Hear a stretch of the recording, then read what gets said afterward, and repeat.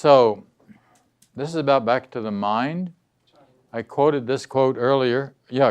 Oh, okay, I didn't know. Oh, I'm sorry. Okay, rolling. Okay, good. So we're back, and I quoted this, if the mind can heal the body, earlier, but let's go to the quote on the right. This is all about the mind. It's all about healing the mind, but it's all about, really, in terms of the kind of questions that Mary and others were asking a moment ago, who's in charge of this mind? I mean, that's really the question. Who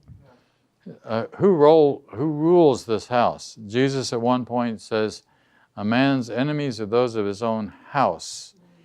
And when he says that, he doesn't mean our brothers and our sisters. He means this house, the house that rules the mind. And that's the enemy, if there is an enemy. And that's one of the reasons I sort of used Bob as the illustration during that first hour. It's just sort of, I normally wouldn't even talk about somebody, but it's an example of somebody that's really well known in terms of what's going on, and that we can all identify with it. So few appreciate the real power of the mind, and no one remains fully aware of it all the time. However, if you have hope to spare yourself from fear, there are some things you must realize, and realize fully. The mind is very powerful, and I said this earlier. It never loses its creative force. So remember, Brad, quit sleeping. Okay, so yes, this is what we were talking about earlier. It never sleeps. Every instant it is creating, or as you observed, sometimes it's miscreating, but it's still involved in the creating process. Okay, let's go on. So, what I experience, I will make manifest, also from the Course. The world can be cruel. Still, when someone cries about how much the world or somebody mistreats them, this is from me. If it's italics or quote marks from the Course, otherwise it's mine. So, I think of lesson 31, which says, I am not a victim of the world I see. The ego loves to see itself as a victim. And it loves to find problems in the world. It loves to complain. So if you're a therapist and your patient starts to complain, then you're wondering what is the defense for? And why is the attack so necessary? Maybe they're going after somebody that's in their life, and they're just spending a lot of time bemoaning that rather than thinking about how they need to see the relationship, right? Letting that person be who they are, that's the most important thing. Not thinking you can fix them or to change them. It's only the mind which needs to be fixed or changed. It's my mind, or the therapist's mind, or your mind, and nothing more. So very simply, the more love I give away, the more love I experience coming back my way. The greater the level of condemnation of the world, the greater my problems. One of the things, again, that Ken emphasized a lot, was, and we've talked about this here before, don't make the error real. Don't make the error real. We grab the error and we talk about the error and we amplify the error, we make the error real. Whatever it is that's going on outside of us or with someone else. And that makes us sick, making the error real, right? I even wrote a little song about it. Remember years ago, don't let the ego out of the gate, hold your tongue and simply wait. Don't take the bait. Don't make the error real. Don't let the ego out of the gate, hold your tongue and simply wait. Sort of a chant kind of thing. Take the path that's true and straight. What? Yes, that's right.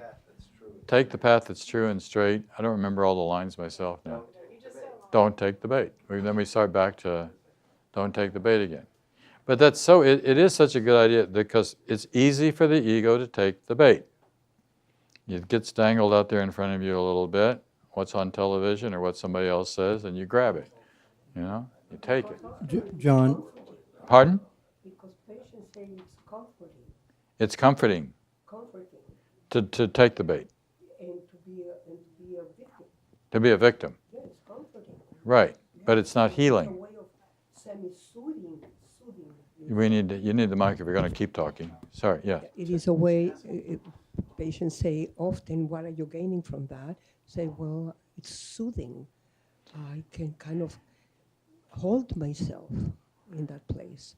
The only When thing in is, reality they're not, but that's the experience. that's what the answer is, but Yeah.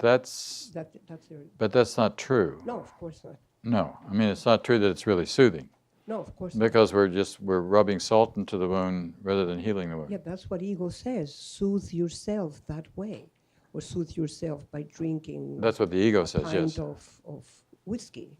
Right, sure. Whiskey. can I make one point, John? You know, why it's so important for us to be aware and not take the bait, so to speak, not to make error real or not make sin real, is because if we take the bait or make any error real or make sin real for us, we cannot forgive. And forgiveness is our purpose while Very we're good. here. Without forgiveness, we can't reach the Holy Spirit. You know, so Right. it's our function here is to forgive. I think that's so important to. I remind myself that every week. You know, I have one function while I'm here, and that's forgiveness. And my only purpose is to become the light of the world. But you can't become the light of the world without your purpose, your function, which is forgiveness. Right. Yeah. That's where it all has to start. So that's the reversal in thinking process, that rather than condemnation, rather than seeing the error, rather than amplifying it, just stop, wait, don't take the bait, actually go the other way. I mean, let the whole thing, leave it alone. Do nothing.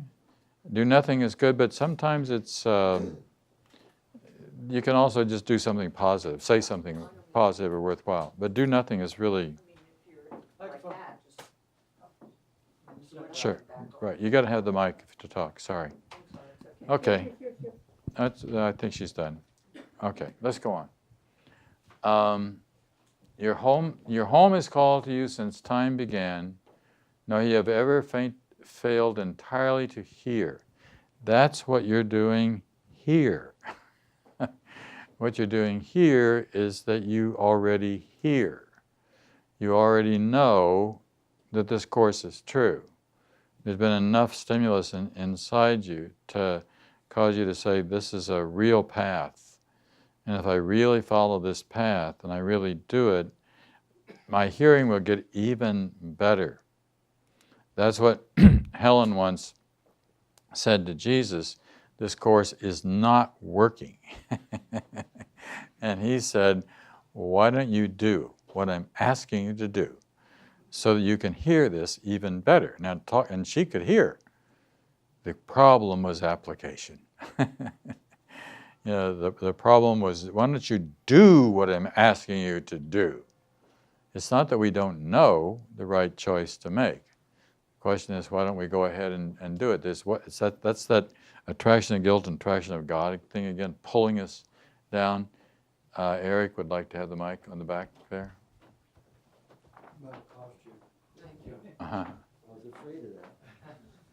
Well, I'd just like to maybe make a little bit of thought about this victim thing. Hopefully I can say it as clearly as I just started. On one hand, like let's say, as I don't know your name.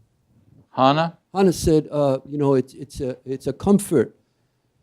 And on some level, like let's say you've got a little kid who comes to you crying that they scraped their knee. You know, you want to be able to Comfort them. comfort that child. On the other hand, I also know that to heal a person, you need to see them as whole. Right. So the person is in the position of healer or parent, which ultimately I'm going to say becomes ourselves with ourselves. You need to both be sympathetic, Mm-hmm. compassionate, Mm-hmm. and at the same time try to see oneself as whole.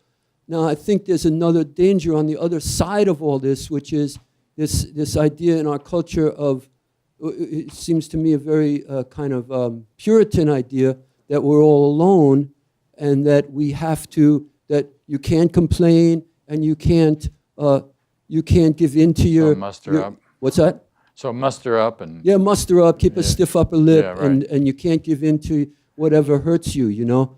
But I think on one level, to heal in some way, you have to begin to acknowledge what hurts you, and you have to be heard, and not necessarily looked at through the eyes of someone seeing you, oh yeah, this person's a frickin' wreck. Right. But, you know, but seen as a beautiful person who's in the process of clearing away I understand. debris and pain Right. and real suffering. I Sure. mean, a lot of teaching denies so much of this, and it happens. Well, I won't go into Well, I'm that. sure that the therapists that are in the room will agree that they have to allow for that. I mean, you have to allow for You have to allow it and see it, and Right. and see that person both as whole and healed, Sure. and also in the moment that they're actually living in. Right. But you allow it, and then you also help to transcend it.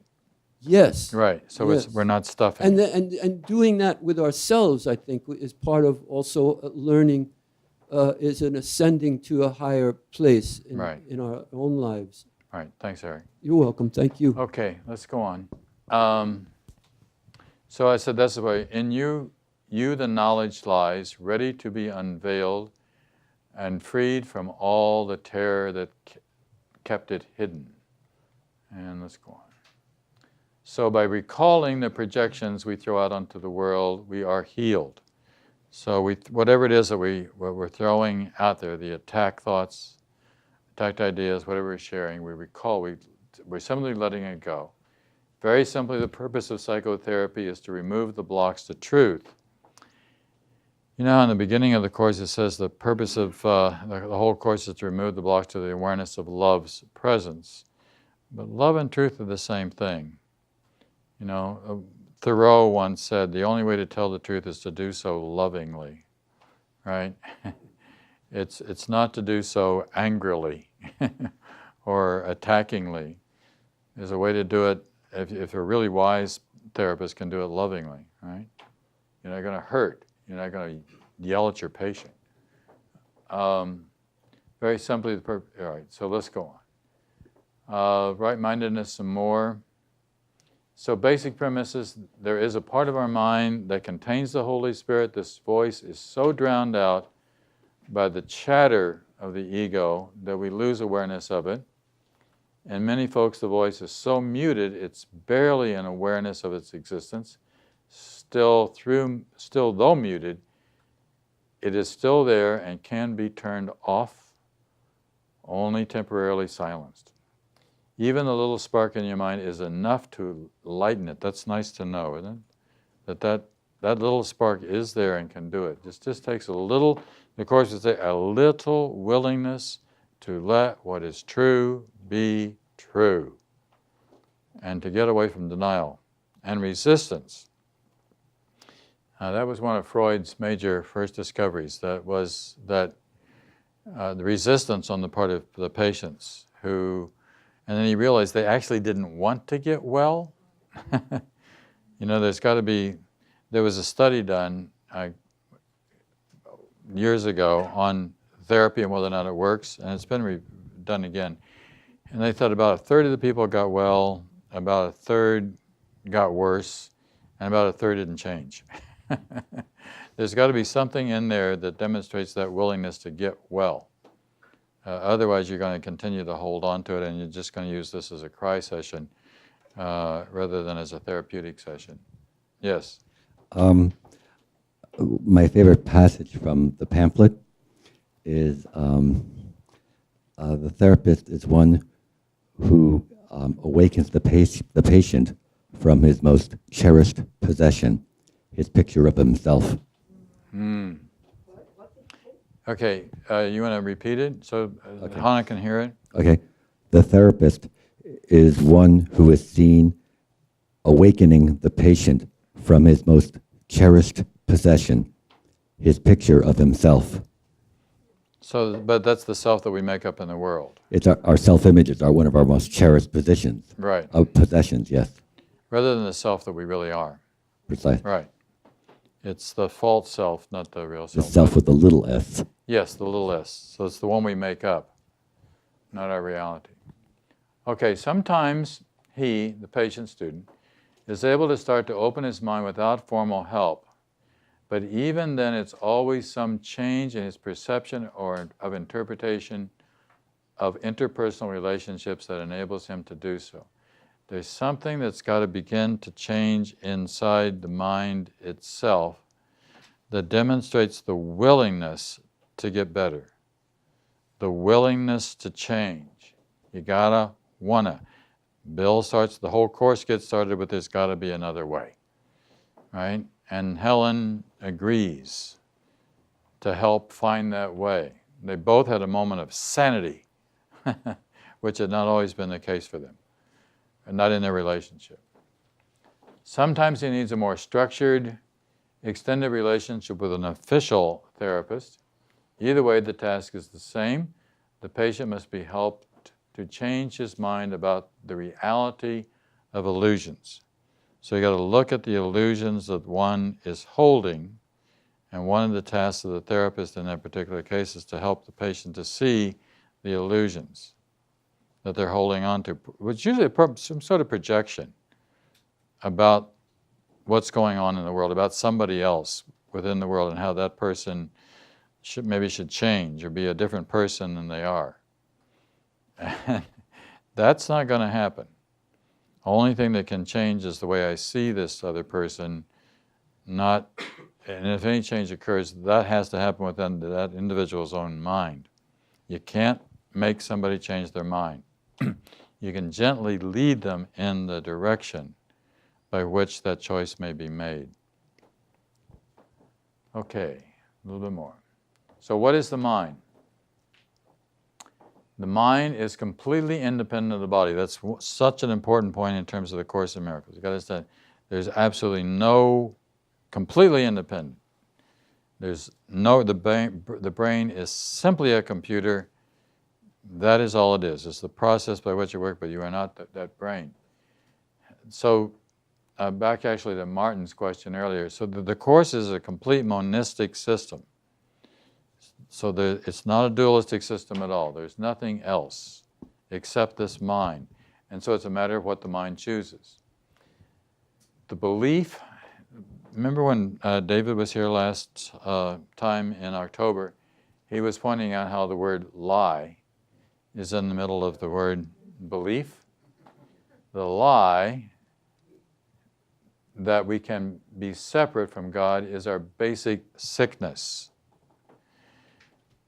Now, it's just not that we can be separate, but that we can run away and stay away. You can't run away. Harry Belafonte, back in the 60s, had a song called "There Ain't No Hiding Place Down Here." Once I went out to hide my face, I rocked right back, no hiding place. There's no hiding place down here. There's no hiding place from the mind. You gotta look at, it's always there. Life is always there.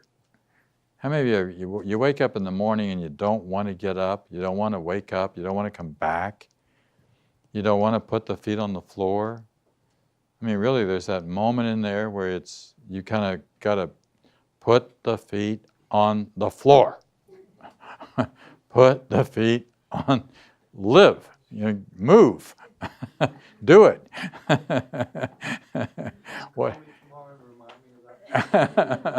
Whatever it is, I've got to do it. It may be something that seems kind of unpleasant in terms of my work. So the guilt we experience is proof that we cannot change our mind. Proof that we cannot, but that's not true, of course. But we maintain that thought. And that's what happens, Hannah, when you're really caught in an addiction, right?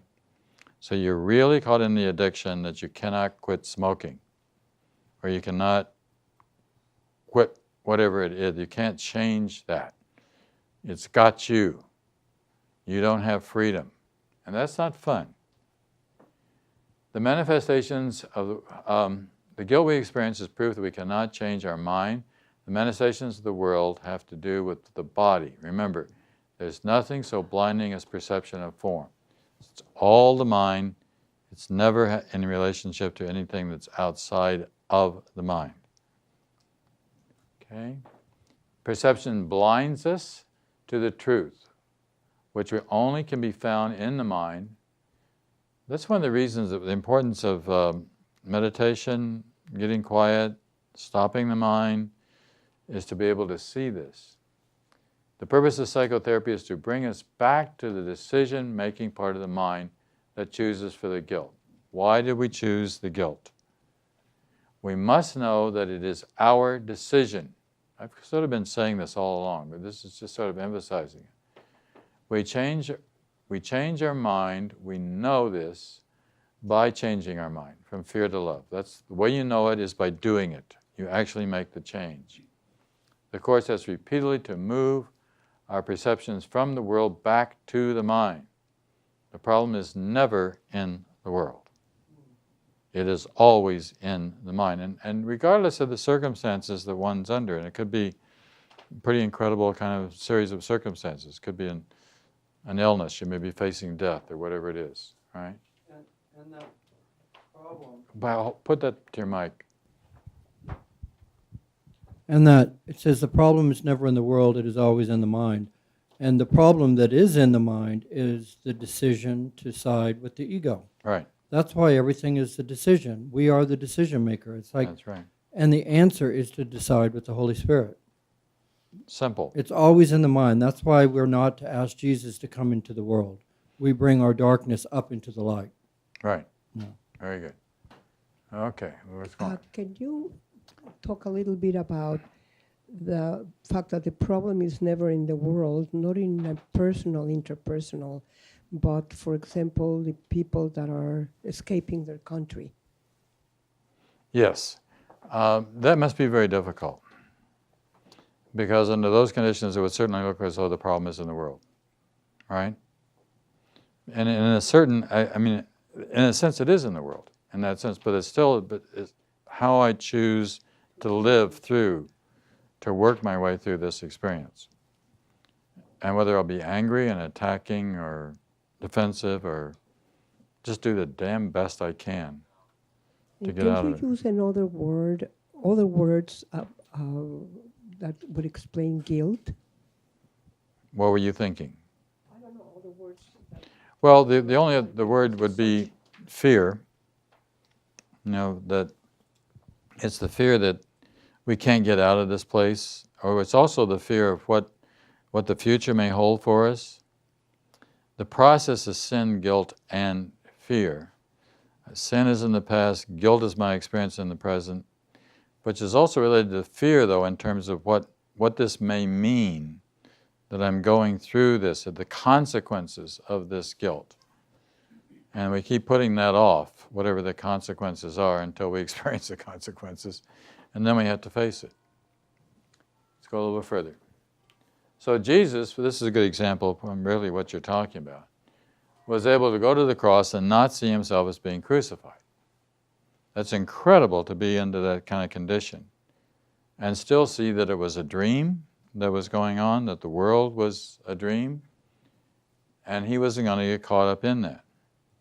Even though objectively, that's what was happening. Objectively speaking, he was being crucified. Still, he says, Father, forgive them, they know not what they do. And knowing that he was not a body, according to the Course, he did not actually suffer because he wasn't into suffering. But he translates that in the Course. He says, Father, forgive them not, for they know not what they think, because he knew there was only mind. Uh-huh. That's what he translates it to in the Course. That's very good, Yeah. Brad. And that could be applied in all instances, Yeah, obviously. there's only mind. Mind's doing all of this. Right. Very Yeah. good. So, and rather than seeing what they're doing, he was seeing what they were thinking. They were deciding to project. Right. It was a projection of their anger onto him. So when we see somebody that's thinking in a way that's very different from the way that we think, probably the best idea is to do what you said, you leave it alone.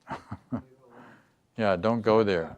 Don't get involved and don't create an argument here just because somebody thinks.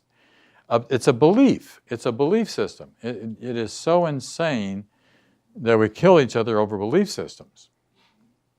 I think about the Vietnamese War, for example. We killed 3 million Vietnamese, more civilians than anything else, over a belief. It was over an idea.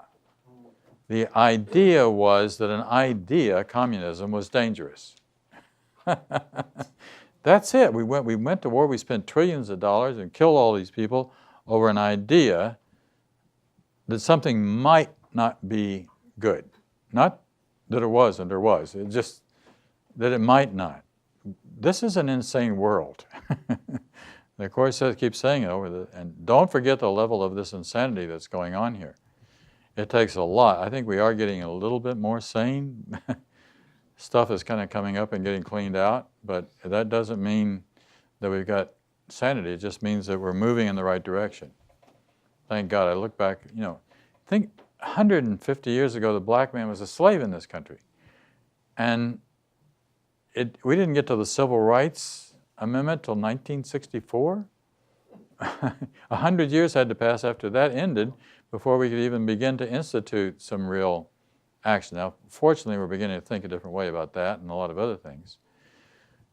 But at least it's a good sign. Yes. Stop, Prof. The crucifixion, really central. And I believe in the Course it says to see the crucifixion but not dwell upon it. Mm-hmm. I might be paraphrasing it. Yeah, I think that's kind of right. Yeah, and because I see that as being a source of confusion among a lot of people, a lot of students, about the crucifixion and the whole idea of pain. I mean, in that, Jesus, did transcend the experience, to be sure. Mm-hmm. I would expect that he did say, ouch, at least once, yeah. During the crucifixion. Right. So not to negate the existence of pain, in the body, but just as in terms of what do we ally ourselves with? The body that's suffering or the mind. Or the mind. Right. All right. Simply that from what I've gathered, it seems to me like Jesus probably went through quite a lot of training and maybe in training in many other lives before he was able to put himself through that situation. And probably even prior to that, he's knowing this is coming. I'm sure he had moments of fear. Why I'm saying this is because I think to shine a light simply on the transcendent is to miss the fact that we're all here in our bodies as well, and that there's another place where we're all, if we simply go toward transcendence, we simply become unable to feel compassion for the rest of us, for all of us. So I think just climbing out of our feelings is not the only part of it. I think there's another part of it, which is really experiencing what this is, being here. Well, let me just add one question to you. Okay. Because a lot of what you've said today, first of all, I love today. And I think mostly because you have been your face itself is showing so much emotion and personal. It's personal to you today, a lot of it. And so it's touched me more deeply than usual. Anyway, that's all I guess I was going to say. Well, let's all keep in mind that this is a course in mind training, right? I mean, it says so in the right beginning. This is a course in mind training, right? So we are training our minds. And what we're doing here is we're learning how to do that effectively, more effectively. And we're recognizing that we don't always succeed, that indeed we may often fail, but we can still pick it back up and get moving again and keep the training going. It's not easy to undo this mess. That's kind of why I started off with Poe and Robert, because those are really dark examples of what the mind has to be pulled out of sometimes. But it's true for us too. Any one of us can go into a dark place and where you want out of here. But you keep coming back. You keep coming back. You do the workbook lesson. You read a little bit more. You come to class. We study. But most of all, you practice. You practice under situations where you feel like you're under a threat or you're under attack or things aren't going right, but maintaining your sanity regardless of the situation, and constantly maintaining your sanity, even under radical sort of situations where somebody's being outrageous in your presence, but you're not letting that take the peace of God away from you. Okay, over this side, Billy, where's the mic? Hannah, can you hand it back? Just hand it back to Mark. Okay. Is it on? It's on. First of all, I want to back what he said. I learned a lot in the Course of Miracles because of you. It's the way it's presented, because I've gone to before and people use all kinds of, terms and stuff, and they don't get to the point of what you're saying. But what I want to say, this generation, we were all raised on insanity, because when you were growing up, the news was nothing about Afro-Americans getting hosed down. And, as a kid, you're going, this is insane. What is this all about? So we're actually raised on insanity. That's what I'm saying. So it takes a lot to get out of the insanity. But you recognize it. Hopefully you mature, you develop reason, you understand. But that's part of what we see, for example, in the death of the church, because it's very rapid, is that there's been a lot of insanity around that. And we really don't need it. The church I'm talking about. It's interesting, the Course has got, this pamphlet says something about that. We may not get to it till next time. I'd just like to say, there's a lot of confusion with Christ, and we got to remind ourselves that we are Christ. Christ just woke up into the Christ consciousness that is all for us all. It's not just one, and the crucifixion was a stage play. It was staged, even with Judas and everything. I got it, yeah. He transcended this. He transcended this a long time ago. This was to bring our attention to us. It was a canard to say you suffer, but no, you don't suffer. Christ didn't believe in suffering. He didn't believe in pain, and he transcended it. So it didn't matter. Okay? It didn't matter. It's a choice. We think we always have to, it has to go back to suffering, and that's a really tricky business. I'm Catholic, I know. Like you right to the suffering. This is a part of to the fire. Training, is getting you out of the Catholic mind. Yeah, right. Right. Whatever it is, but this is where we went wrong. He staged that.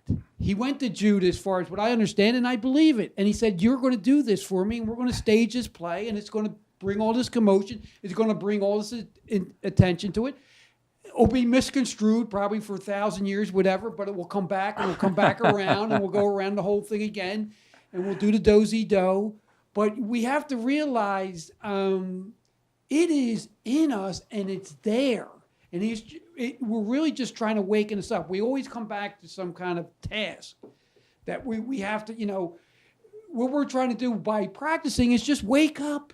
We're just trying to wake up. Wake up, wake up. It's a lullaby to wake up, not to go to sleep. Very good, thanks. All right. You were talking a moment ago, we were all talking at the last moment about the same thing. You were saying that we always have a choice to the redemption, so this whole thing that we're talking about, the crucifixion, is really not about the crucifixion at all. Is that the crucifixion happened so there could be a resurrection. Right.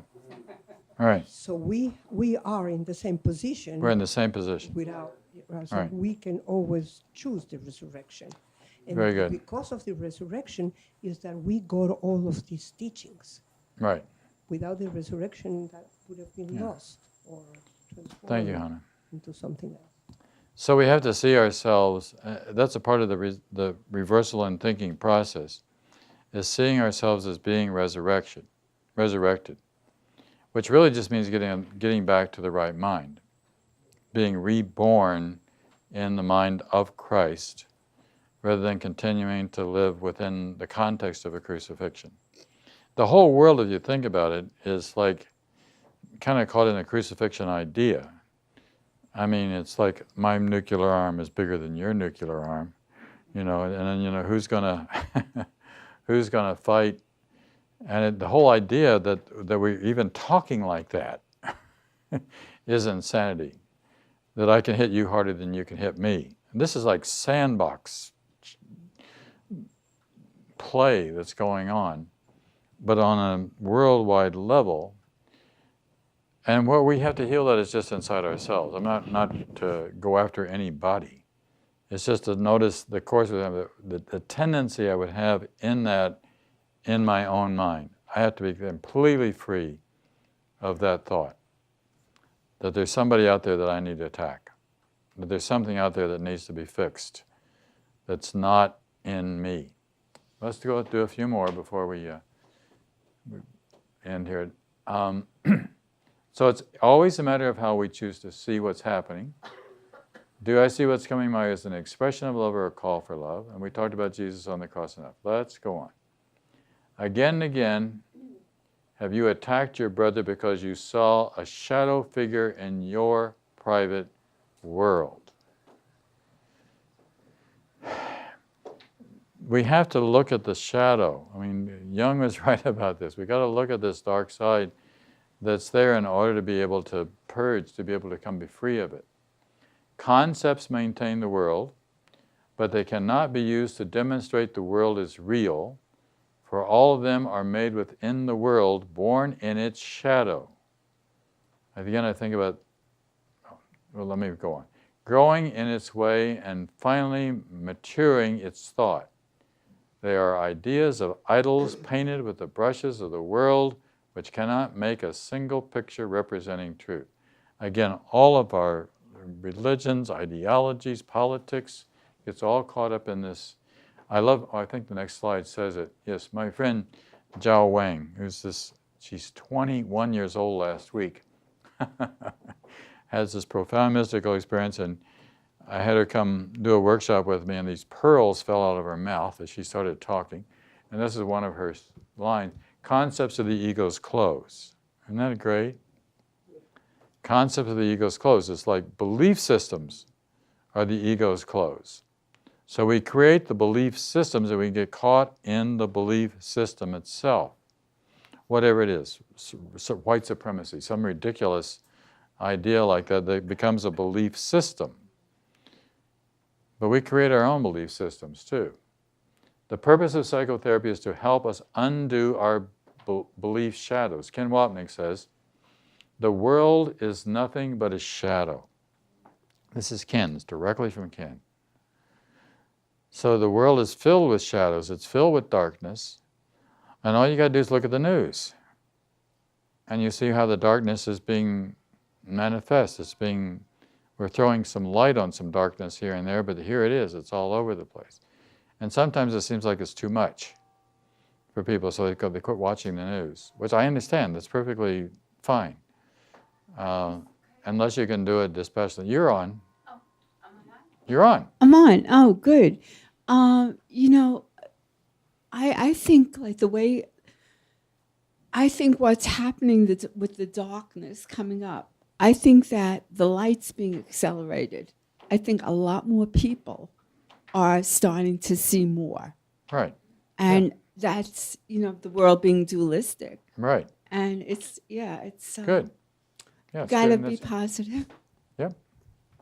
Thank you. And let's finish this. Believing in the reality of shadows makes us sick. That's sort of self-explanatory, right? Again, the source of shadows is our decision to be guilty, to find the problems in the world. Okay? Sometimes we're able to begin to open our minds without formal help. Indeed, most folks do begin to do this on their own, really, is what I'm saying here. Sometimes it may take a book, like A Course in Miracles or A Course of Love. I don't know if you'll read in Miracles magazine how we're kind of opening up to looking a little bit more at A Course in Love as well. Because the Course says of itself that this is one form of the universal course. There's a universal course that has many, I think for us, for me, it'll always be central on understanding the Course because it's so really very, very clear once you immerse yourself in it. But there's other systems too, and one of them I'm learning to respect is A Course of Love. Sometimes it just happens because we've had enough of misperception. We stop drinking or drugging or gaining weight when we just can't stand it anymore. You get to that point. How we look at other people becomes the source of our healing. And a couple more. The purpose of psychotherapy. So the whole purpose of psychotherapy, and I put in bracket, teaching, is to become mindful. So that's part of your awakening again, Brad. It's awakening the mind. You're becoming mindful, which means that we are not now sleeping. We're not unconscious, which in A Course in Miracles means forgiveness. Forgiveness is the process. Not looking at ourselves with guilt or judgment and letting go of the judgment of others. But the most important thing is the way we see ourselves. Right? And not beating ourselves up about whatever it is that's in the world that we think that we're guilty for. This little booklet places an emphasis on the role of the Holy Spirit, the importance of cause and effect. We got a little bit on cause and effect in here now. Whoops, I think I went by. So the fixed delusional system, of course, is the dreaming of the world. This is something we all share. We are all insane insofar as we believe something which is not true. A good example of the belief is enemies. Again, Jesus says the enemies are his own house. I mentioned that earlier. And he doesn't mean our brothers and sisters. That's where the cleaning, all the work has to be done in our own mind. Okay? Once we abandon our fixed delusional system, we begin to reconsider the spurious cause and effect relationship on which it rests. Again, the cause is our belief in separation and guilt. It always comes back to that. The effect is misery, depression, anguish, pain, unrest, or any of these other symptoms thereof. We've got to get back to the beginning. That's why we started out the way we did today. The problem on the ego level is that the ego wants to be God, but there can't be two gods. This is back to the division thing again. It all comes down to whose will win. All real pleasure comes from doing God's will. If you really have a pleasure, you really feel good about it, you realize that the mind is in alignment. You are doing God's will. But the ego doesn't buy it, as it looks as though if God wins, I lose, and the truth is there's no battle. Either God is the author of reality or I am the author of reality. There can't be two authors. That's, Martin, that answers your question from before. Right? There can't be two authors. I think I'm going to skip this and go on to another section. Let's talk a little bit about the process of psychotherapy. We're going to wrap up here in about 10 minutes. Psychotherapy is a process that changes the view of the self. At best, this new self is a more beneficent self-concept, but psychotherapy can hardly be expected to establish reality. Its whole function in the end is to help the patient deal with one fundamental error, the belief that anger brings him something he really wants. You know, I have to say about Robert, about Bob, he was really very angry. And he was always angry. I mean, I don't hardly remember a time that he wasn't angry. Not that I spent that much time around him, but it also got benefit just in terms of other people. If somebody didn't do something the way he wanted it, it would really upset him. Right? It had to work his way, or there was no way. It was a really sort of sad situation in that sense. Which I think is what wound up is he just kept giving expression to the anger. Rather than seeing, it just seemed like there was no chance of seeing another way. There was nothing to ever sort of stop the mind long enough to get another perspective. to let other people be who they were, to be at peace himself, right? Which created this terribly. By the way, he was raised by a governess. I think this has something to do with it. By that I mean he had a mother who committed suicide, right? So that was a factor in this whole thing as well, in terms of the root of the disturbance, right? So if you want to dig deeper, you can find the psychological processes that are going on there. But the fact that there was never any help, there was never any alternative, there was never any way to see another way, and actually most people in his family and other places responded very negatively. Yes, Hannah? Can you talk a little bit about biochemical imbalance, like Why- schizophrenia, depression, etc.? Yeah, no. No, I just mean knowing that I don't know about them. I mean, why would that occur? Right? What's going on? What do you want to say about it?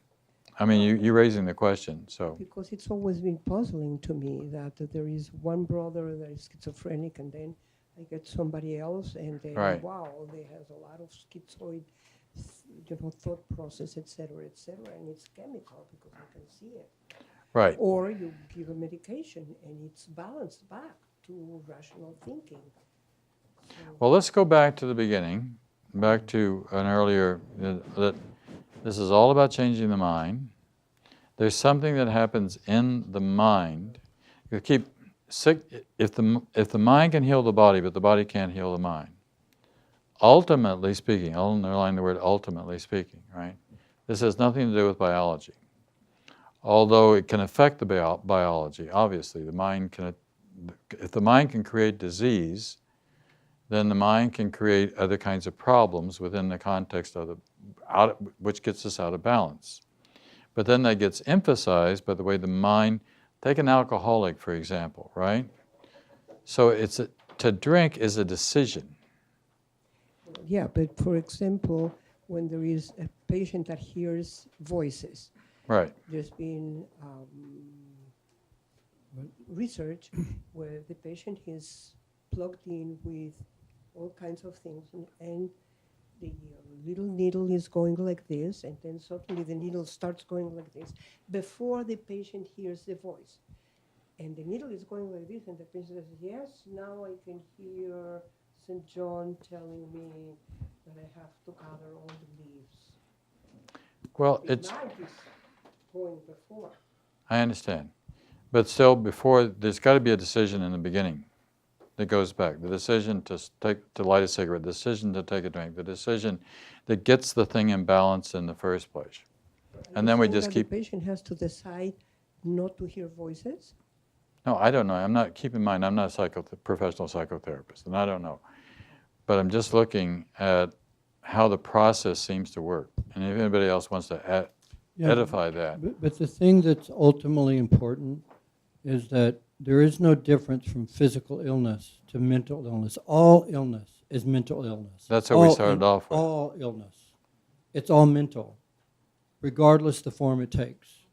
There is no form of illness that does not take the form of mental illness. Only the mind can be sick. That's it. That's the answer to all the problems. Only the mind can be sick. And only the mind can be healed.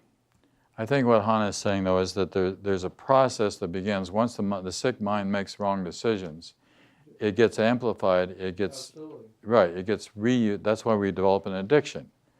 You start feeding them, but it's the mind that feeds the addiction in the first place, which then leads to the problem. The choice to smoke, for example, right? I make that choice. Eventually, that choice is. See, when I was just starting the Course in Miracles, I decided that all physical illness was in the mind, and I was taking thyroid medication. And I stopped taking the thyroid medication, and I almost died. And it took me about 7 months to regain back having stopped the medication, and I stopped it very slowly. So I always have a question about that. I understand, and so do I. You're right, theoretically. The reality of the not real body is another whole story. That doesn't mean that we don't use physical things to fix physical things. No, Not at all. I have high blood pressure, so I take blood pressure medication. but it's And all I feel much better when I take it. But you have when I high don't blood take it. pressure because you believe you have high blood pressure. It's all a belief. It's all based on a lie. That's what we have to remember. Well, the issue is really to take a look at the theory and the non-reality of the physical reality of the body, but we were not going to resolve it today. Yeah, right. So I just brought it up in case a miracle answer came. Okay, 5 more minutes and we're going to do a meditation. So, did we all do this? Right. So, we said the ego uses the body for attack, pleasure, and pride. The Holy Spirit sees the body only. I did this earlier. I didn't have the slide, but I talked about it. It's not the goal of the therapist to help the student establish a new identity. The goal is to help her discover the self that she already is in truth by removing the blocks to the awareness of that self. That's the whole task, is just removing the blocks. We are not attacking aggressive, selfish, self-centered, egotistical, greedy, angry, irritated people. We are not mad. We are asked to let go of all such self-perception. So, if you really see any of this stuff coming up, if you see anger coming up inside yourself, you just want to stop as soon as you possibly can and look at it and says, why is this coming up? Where is this coming from? Do I really need to go there? And of course the answer is no. And now I can make the right decision to not feed that. The more I feed that, the worse the situation gets, is what we were saying a moment ago, right? And then you feel as though it really is justified because you're into it, right? John, I just wanted to ask, the Course says that there's no distinction in the degree of anger. If Right. you're annoyed, it's the same as being rageful. Furious, right. Yeah, could you Either just... way, your mind has been either way, your peace of mind has been taken away from you, right? It might be easier to get annoyance under control than it is to get rage under control, obviously. But you're still, in either case, you're driving yourself crazy. Okay? This is the last slide we'll do. The limits on psychotherapy. Therapy begins with the realization the healing is of the mind, as which Brad is just saying. And in psychotherapy, those who have come together who already believe this, it may be they will not get much further. For no one learns beyond his own readiness. That's a very important point. I think we were sort of talking about that earlier. But the more you do this, the more you learn, the more you can learn, the more you get better. That's why I said earlier, that at least your foot is on the path, you're going in the right direction. And so keep moving in the right direction and you'll get better. The changes the ego seeks to make are not really changes, they're but deeper shadows of perhaps different cloud patterns. Right? The ego seeks to make. So the ego wants a better self, so it creates a prettier self. But it doesn't create a real self. All right, so that bell is 4 o'clock.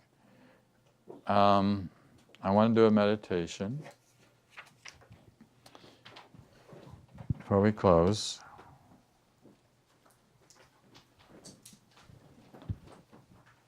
So we want to dim the lights, but don't turn them out.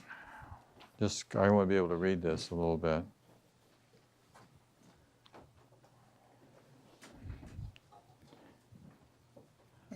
Just be comfortable. Take a couple of deep breaths. Relax. Be very present. There's no place else to be. There is no will but God's. This idea can be regarded as the central thought toward which all experiences are directed. God is the only will. There is no will but God's. When you have recognized this, you have recognized that your will is His. The belief that conflict is possible has gone. Peace has replaced the strange idea that you are torn by conflicting goals. As an expression of the will of God, you have no goal but His. There is no will but God's. There's a great peace in this idea. The idea itself is wholly true. Therefore, it cannot give rise to illusions. Without illusions, conflict is impossible. Let us try to recognize this and experience the peace this recognition brings. Repeat this idea several times slowly and firmly determined to understand the words, what the words mean. And just do this on your own, but I'll start it. There is no will but God's. There is no will but God's. There is no will but God's. I cannot be in conflict. And now repeat the following phrase slowly to yourself after I say it. I am at peace. Nothing can disturb me. My will is God's. My will and God's are one. Conflicting thoughts are meaningless. There is no will but God's. I share it with Him. My conflicts about, now I want you to think of someone or some situation. My conflicts about cannot be real. Try to experience the peace to which your reality entitles you. Sink into this peace and feel it closing around you. There is no will but God's. Joy characterizes peace. There is no will but God's. And open your eyes. And I want to move to the very end of this, and we did this back in the beginning, and I kind of got off of it, and I want to get back to it. Hold on. We're going to do the Lord's Prayer from A Course in Miracles. Oh, how about this one? Who has that memorized? Does anyone have that Lord's And Prayer memorized? these are just a couple of fun slides at the end here. Well, we're going to do it right now. Actually, the more times you do it, the more you'll. Did you? Good. Well, then you start us. We're going to all do it. We're going to all read it out loud. I won't even look up there. Okay. Forgiveness. Our illusions, Father, and help us to accept our true relationship with you, in which there are no illusions and where none can ever enter. Our holiness is yours. What can there be in us that needs forgiveness when yours is perfect? The sleep of forgetfulness is only the unwillingness to remember your forgiveness and your love. Now wander into temptation, for the temptation of the Son of God is not your will. And let us receive only what you have given, and accept but this into the mind, which you created and which you love. So Brad's right. This is on page 350 in the Course. It's the last paragraph of chapter 16. So do memorize it.